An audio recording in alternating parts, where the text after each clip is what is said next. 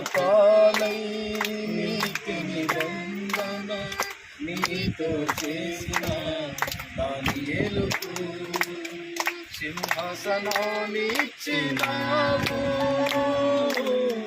సింహాల దోలను మోసినావు, సింహాసనాన్నిచ్చినావు.